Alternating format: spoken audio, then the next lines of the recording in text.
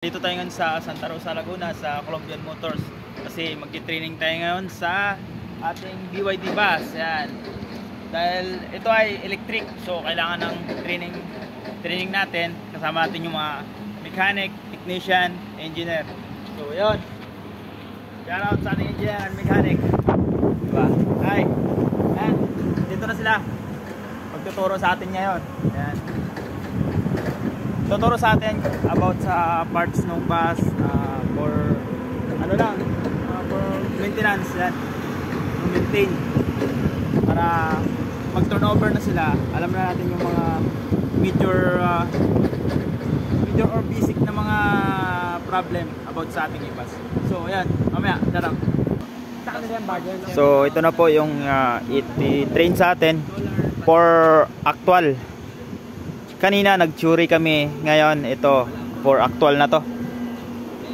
So ituturo ko saan nakalagay yung mga parts ng e-bus na to. Ayan. So, sila ma'am, sila sir, yung magtuturo sa atin.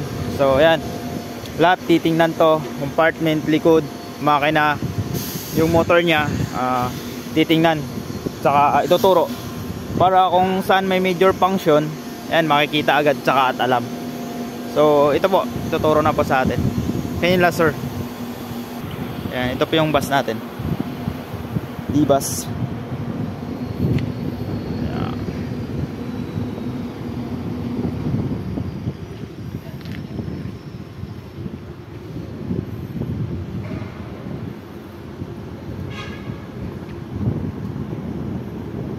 Kaulo to. So ayan, mga parts ng motor.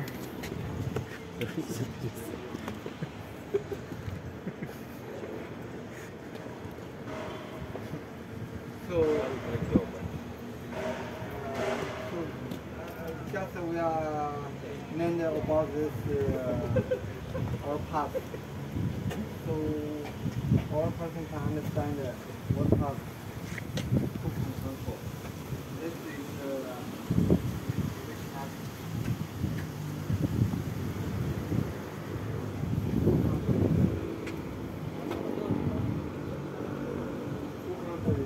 This is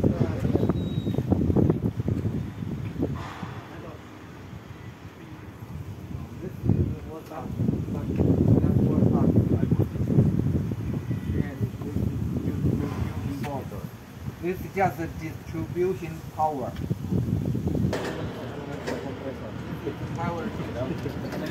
Charging. Ihaba power. Babot na. Yes, this is power. Ano yan? Okay, this is power. Battery.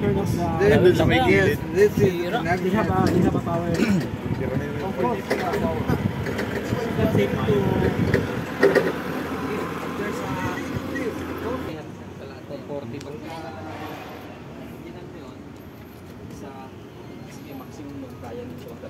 Pag dinalo mo, additional 40. Pero lahat dito. Dapat lagyan dito ng Siya na mamimili. Siya na basa ng aircon Kung din. saan yung...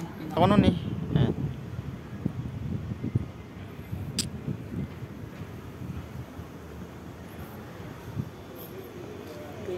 Saan yung supply na? Dapat i-check mo yung Coolant, hindi yan, water. Ano yan, water, ano? Kakasilip na. alam mo na ko yun yung Wiper fluid yan. Tingin mo kostal. Din lang yan sa wiper.